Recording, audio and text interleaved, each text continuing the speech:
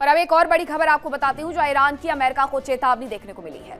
ईरानी सेना के वरिष्ठ कमांडर की तरफ से दरअसल बड़ा दावा किया गया है। उनकी तरफ से कहा गया है कि अब तक पूरी क्षमता का हमने इस्तेमाल तक नहीं किया।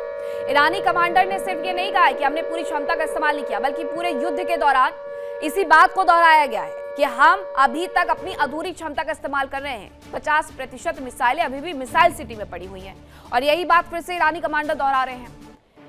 और उन्होंने यहां तक आगे बढ़ के कह दिया कि इस बार पहले से भी बड़ा पलटवार होगा।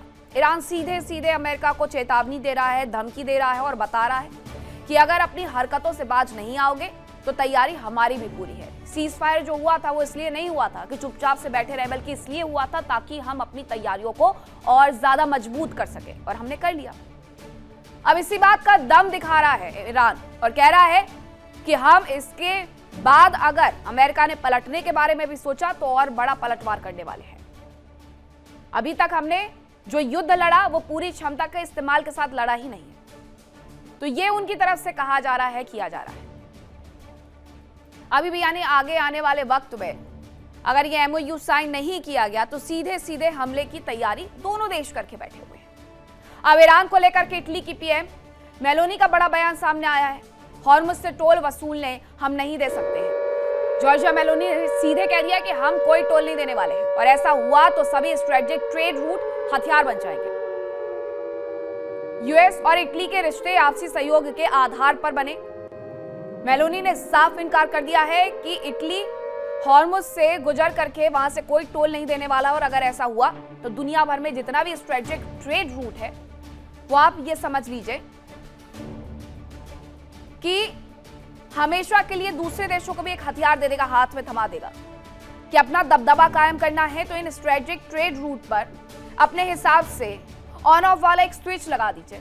जब मन मर्जी होगी तब खोल देंगे, जब मन नहीं होगा तब उसे बंद कर देंगे। और इतना ही नहीं, इसके बाद हम वहां से पैसे भी वसूलना शुरू कर देंगे। जॉर्जिया मेलोनी इसका सीधे सीधे खंडन कर रही हैं। वो कह रही हैं कि गुजरेंगे भी और पैसे भी नहीं देंगे। दूसरी तरफ ईरान ने एक बार फिर से चेतावनी दी है अमेरिका को और कहा है कि आप अगर इस बार पलटे तो जंग और भीषण होगी, आपको इसका और खामियाजा भुगतना होगा, क्योंकि हमारी तैयारी अब पूरी है और हमने अपनी क्षमता का इस्तेमाल तक नहीं किया है। उन्होंने सीधे सीधे ये कह दिया है। तो ये अभी भी जब सब कुछ हो जाने के बाद वाली स्थिति है, तो आप समझिए कि ईरान जैसा हुआ करता था, अमेरिका जो युद्ध के पहले हुआ करता था और इजराइल जो युद्ध के पहले हुआ करता था, उसे नॉर्मल होने में और कितना वक्त लगने वाला है। 18 तारीख को G7 के मंच से हस्ताक्षर करके दुनिया भर में यह ऐलान किया जाता है डोनाल्ड ट्रंप की तरफ से, चीख कर चिल्ला कर डील साइन हो गई है।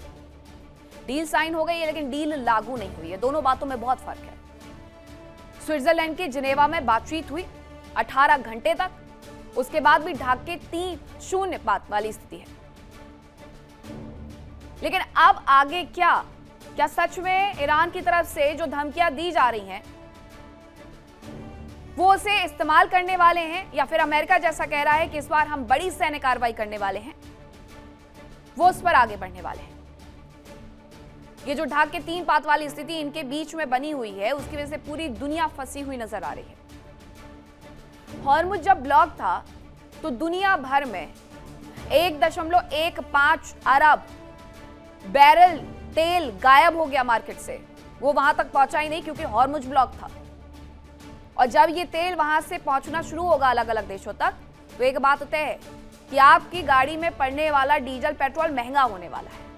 उसके बाद भी इस समझौते से दुनिया को कोई फायदा होता हुआ नजर नहीं आ रहा। हॉर्मुज से जहाज निकलने शुरू हुए हैं, बिल्कुल हुए हैं, संख्या भी बढ़ने लग गई है, 35 हो गई है। लेकिन जो स्थिति पहले बनी हुई थी, क्या वो स्थिति फिर से बनेगी? हॉर्मुज से क्या जहाज बिना पैसे दिए आगे बढ़ पाएंगे? टोल दिए हुए नहीं बढ़ पाएंगे, क्योंकि ओमान और ईरान तो बैठ करके ये तय कर रहा है कि कितना हमें यहाँ से पैसा वसूलना है हर एक जहाज से। देखिए इंडिया डेली 24/7 अब आपकी स्मार्ट टीवी पर। इंडिया डेली मौजूद है सभी डिजिटल प्लेटफॉर्म पर लाइव और लगातार। इंडिया डेली 24/7 हर दिन राष्ट्र को समर्पित।